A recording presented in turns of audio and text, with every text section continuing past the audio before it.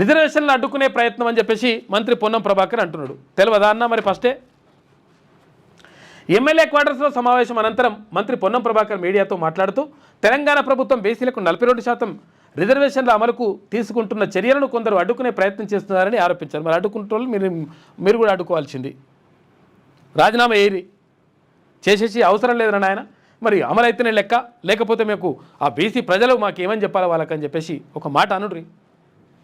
ఎమ్మెల్యేలు ఎమ్మెల్సీ ఎవరు మంత్రులందరూ రాజీనామా వేసి పడేసేది.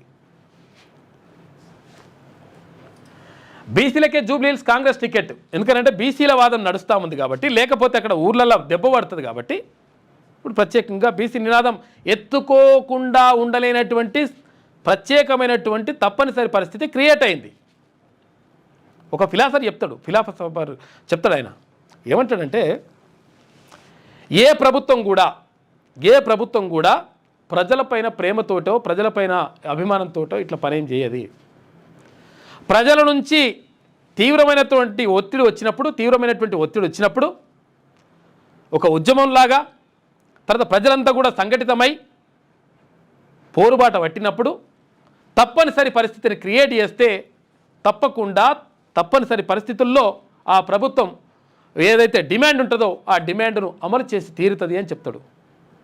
ఆ తప్పనిసరి పరిస్థితి క్రియేట్ అయింది. ఇప్పుడు బీసీలకు అన్యాయం చేస్తే వాళ్ళని బొందబెట్టే కార్యక్రమం ఉంటుందని చెప్పేసి క్లియర్గా అర్థమైంది. కాబట్టి ఇప్పుడు బీసీలకు టికెట్లు ఇవ్వాలని అంశం ముందుకు వచ్చింది. నన్ను మాట్లాడారా బీసీల గురించి? మాట్లాడుతున్నారు, మాట్లాడాల్సిన అవసరం ఉన్నది. తప్పనిసరి పరిస్థితి క్రియేట్ అయింది. బీసీలకే జూబ్లీహిల్స్ కాంగ్రెస్ టికెట్, 4 పేర్లతో పీసీసీ ప్రతిపాదనలు, ఇవాళలో రేపు అభ్యర్థిని ప్రకటించనున్న ఏఐసీసీ. ఇక నవీన్ యాదవ్ని ఎంపిక చేసే అవకాశం ఉందని చెప్పేసి ఒక వార్త కనిపిస్తూ ఉంది. ఇక కాంగ్రెస్ ఉప ఎన్నికల్లో గెలిపే లక్ష్యం కాంగ్రెస్ శ్రేణులకు మీనాక్షి పిలుపు అంటే ఉప ఎన్నికల్లో గెలిపే లక్ష్యం అని చెప్పేసి అంటారు. మంచిగా ఉన్నది. సరే, ఆ జూబ్లీహిల్స్ ఏమవుతుంది అనేది తర్వాత తేలిపోతుంది లెక్క. కానీ ఇక్కడ స్థానిక సంస్థలలో దెబ్బ పడేటువంటి అవకాశం ఉంటుంది. ఉల్టా అయితే మాత్రం పార్టీ పరంగిస్తాం, బీటీ పరంగిస్తాం అంటే